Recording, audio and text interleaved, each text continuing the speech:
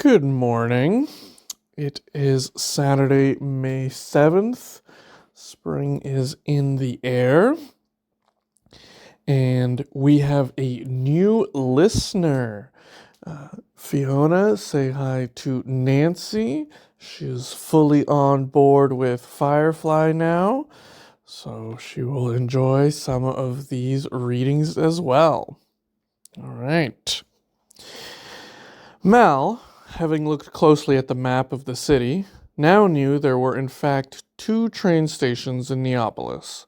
The passenger trains came into the station on the west side, a rather gaudy edifice that gave the tourists the kind of shiny entry to the city that they were expecting. Meanwhile, the huge cross-continental goods trains rattled into the north side station, and here, mid-morning, Mal and his people found themselves watching the vast machines slow down and slot into place at the station. There was something about machinery working well that was deeply satisfying, Mal thought. These big trains, spaceships, they all promised something. A way out. A better future.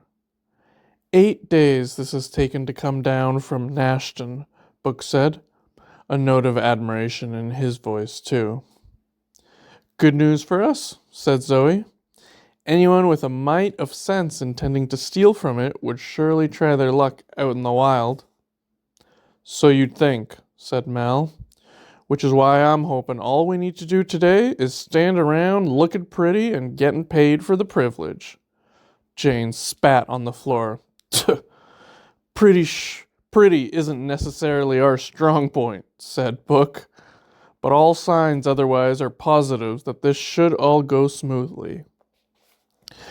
Mal himself wasn't ready to say the job was done until the job was done, and he could see a few weak links along the way. Here at the train depot was one, with the cargo coming out into the open from the secured carriage in which it had been traveling. The unloading procedure was well routinized, which was a blessing and a curse.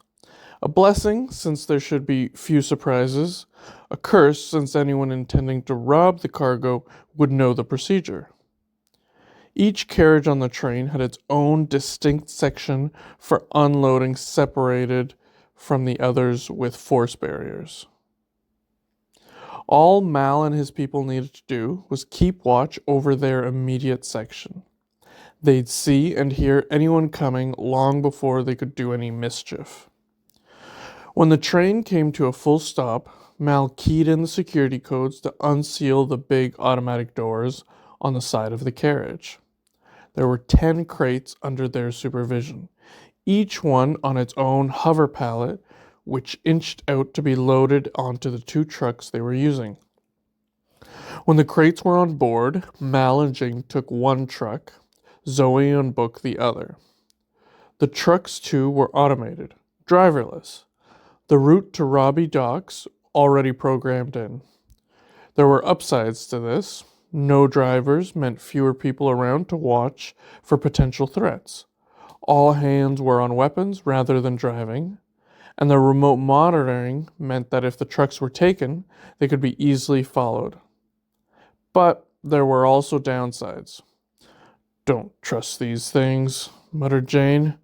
You can hijack them at range, muck about with the computer controlling them. Don't look for trouble where there is none, said Mal. We can take manual control if we need to. These things move an inch off course and I start shooting, said Jane. No shooting, said Mal. Not today. Today, everything is going to be smooth and sweatless. And so far, that seemed to be the case. Everything was moving forward on schedule. Mal gave the security codes to allow both trucks to leave the depot and move out onto the road. Their route out to the spaceport was empty. Roberts had naturally ensured them access to the fast track lanes. Most people were slogging into Neapolis on the main route. Mal checked in with Zoe and Book. Everything was fine there. And everything remained fine as they curved south and west around the perimeter of the city and headed down toward the docks. Mal even got a chance to look left and admire the shining towers of the Platinum Mile. "That's where I'm heading later," said Jane. "Once we're paid, gonna have me the night of my life. Gonna find me a pretty girl and Bisouille," Jane cried Mal. "I don't know. I don't need to know the details." Jane sat and sulked. Mal said nothing else, with nothing else happening right now, thought about what he might do later. Go to a bar, have a drink. Thing was, places like this, all bright lights and partying, they didn't much tickle his fancy. Open countryside, that was more his kind of thing. Maybe he'd hire himself a horse, take a ride out on the prairie. No, he thought, the black was best.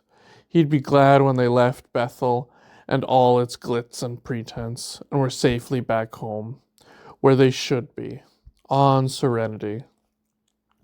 The road swept by. How long now till payday? How long till they were back in flight? The trucks moved smoothly toward the docks. On the north side, they came to an automatic checkpoint, where their Roberts granted credentials allowed them access to a section of the docks kept separate for ships requiring extra security. The barriers came up. The two trucks went through into a bleak, empty area with none of the crush and color of the main part of the docks, where Serenity was parked. That could be seen about half a mile distant, low, grubby buildings behind a high wire fence. Here, there was only a handful of ships, each one a good safe distance apart. Nobody to be seen, just the occasional loading van moving about. Asphalt roads cut across a field of flattened brown earth. The trucks rolled along one of these, drawing up alongside the Millicent. A solid little freighter, thought Mal, with none of Serenity's charm. Still, if she got the job done, that was enough. Mal and Jane got out of their truck. Zoe and Book emerged from theirs, a little way behind.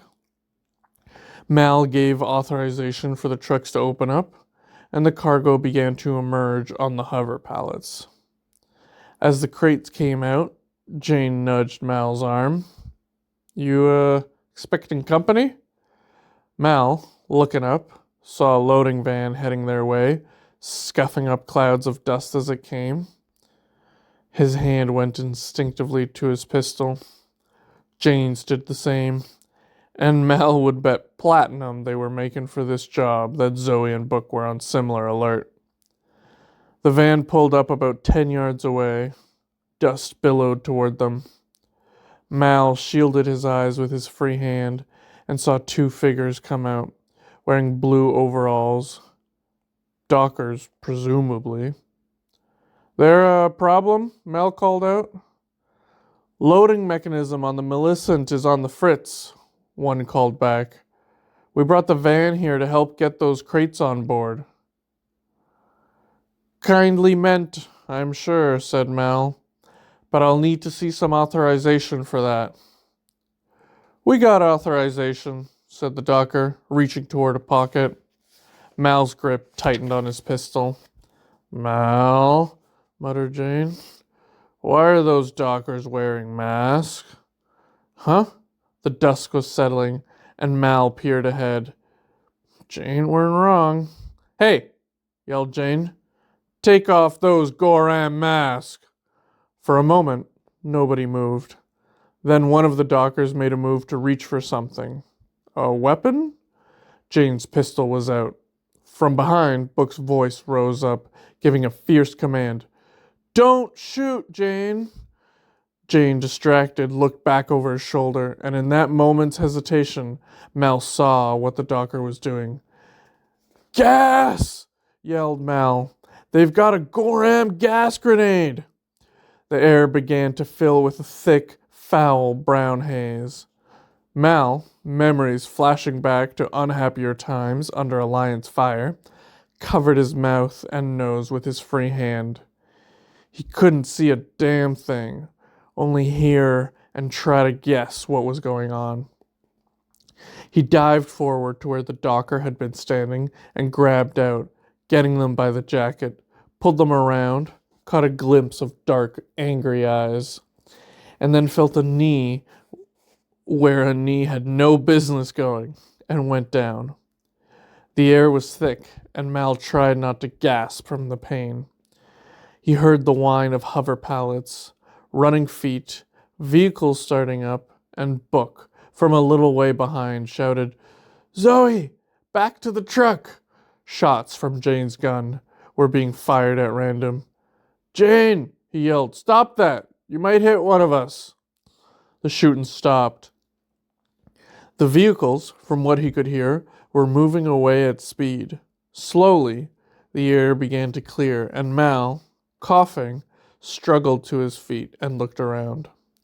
"Jane!" he yelled, and saw a huge figure lurch into view. "I'm here, Mal. Goram, filthy stuff. Can't breathe. Where's Zoe? Where's Book? Did you see which way they went?" "Didn't see nothing after that grenade landed, Mal." "Did they chase him?" "I said that I didn't see nothing." The air cleared. Desperately, Mal looked around. His truck was still there, and Zoe and Book's was not. The van was gone, so were the crates. From the dust still rising across the field, he could see which way the van, and their other truck, he hoped, had gone. Roberts was going to kill them, if he ever found out. "All right," said Mal. "Zoe and Book will be on top of this. They'll find those crates and bring them back." "You dumb or something?" said Jane. "All they gotta do is throw another one of those grenades and they'll be away. Then that'll stuff be on the ship getting ready to leave this stinking rotten planet. No wonder they didn't do the job out in the country. They wanted the cargo here, at the docks. We've done all the rotten work for them." And the worst thing about all this, thought Mal, was that Jane was probably right.